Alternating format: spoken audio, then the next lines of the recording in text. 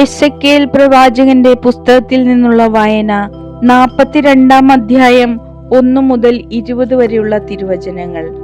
അവൻ എന്നെ വടക്കോട്ട് നയിച്ച് പുറത്തുള്ള അങ്കണത്തിലേക്ക് കൊണ്ടുവന്നു. വടക്കുള്ള കെട്ടിടത്തിന്റെ ദേവാലയ അങ്കണത്തിനും എതിരെയുള്ള മുറികളിലേക്ക് അവൻ എന്നെ നയിച്ചു. വടക്ക് വശത്തുള്ള കെട്ടിടത്തിന്റെ നീളം 100 മുഴവും വീതി 50 മുഴവും ആയിരുന്നു.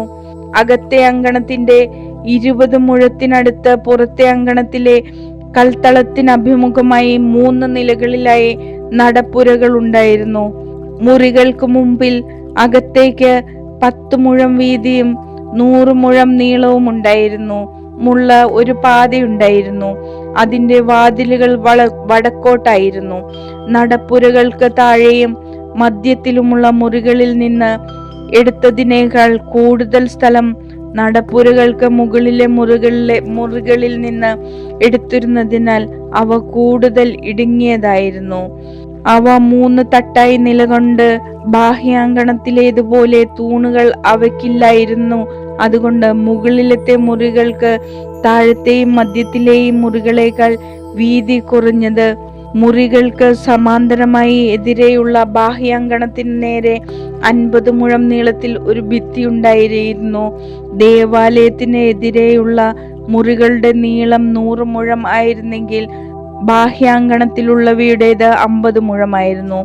ബാഹ്യാങ്കണത്തിൽ നിന്ന് പ്രവേശിക്കുമ്പോൾ കിഴക്കുവശത്തായി ഈ മുറികൾക്ക് താഴെ ഒരു കവാടമുണ്ടായിരുന്നു. അവിടെയാണ് പുറത്തെ ഭിത്തി ആരംഭിക്കുന്നത്. തെക്കുവശത്ത് അങ്കണത്തിനും കെട്ടിടത്തിനും എതിരെ മുറികൾ ഉണ്ടായിരുന്നു. മുറികൾക്ക് മുമ്പിൽ വഴി ഉണ്ടായിരുന്നു. നീളം, വീതി, ബഹിർഗമന മാർഗങ്ങൾ, വാതിലുകൾ, മറ്റു സംവിധാനങ്ങൾ എന്നിവയിൽ വടക്കുവശത്തെ മുറികളിൽ പോലെ തന്നെ ഈ മുറികളും. തെക്കേ മുറികളുടെ താഴെ കിഴക്കുവശത്ത് വഴിയിലേക്ക് കടക്കുന്നിടത്ത് ഒരു കവാടമുണ്ടായിരുന്നു. അവയ്ക്കെതിരെ ആയിരുന്നു നടുഭിത്തി. അവൻ എന്നോട് പറഞ്ഞു, അങ്കണത്തിനെതിരെ വടക്കും തെക്കുമുള്ള മുറികൾ വിശുദ്ധങ്ങളാണ്. കർത്താവിന് ശുശ്രൂഷ ചെയ്യുന്ന പുരോഹിതന്മാർ അവിടെ വെച്ചാണ് ഏറ്റവും വിശുദ്ധമായ ബലിവസ്തുക്കൾ ഭക്ഷിക്കുക. ധാന്യബലിക്കും പാപപരിഹാര ബലിക്കും പ്രായശ്ചിത്ത ബലിക്കും വേണ്ട വിശുദ്ധ വസ്തുക്കൾ അവിടെയാണ് അവർ സൂക്ഷിക്കുക. എന്തെന്നാൽ ആ സ്ഥലം വിശുദ്ധമാണ്.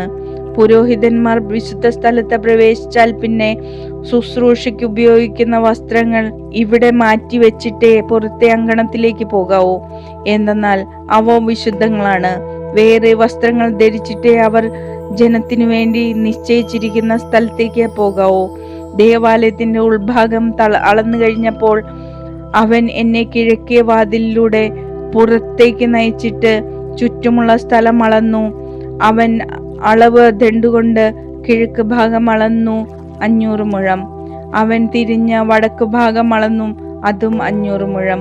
പിന്നെ അവൻ തെക്ക് ഭാഗം അളന്നു, അത് 500 മുഴം. അവൻ തിരിഞ്ഞ പടിഞ്ഞാറ് ഭാഗം അളന്നു, അതും 500 മുഴം. 4 വശവും അവൻ അളന്നു. ഓരോ വശത്തും 500 മുഴം നീളത്തിൽ അതിനു ചുറ്റും മതിലുണ്ടായിരുന്നു. അത് വിശുദ്ധ സ്ഥലത്തെ വിശുദ്ധ സ്ഥലമല്ലാത്ത സ്ഥലത്ത് നിന്നും വേർതിരിച്ചു.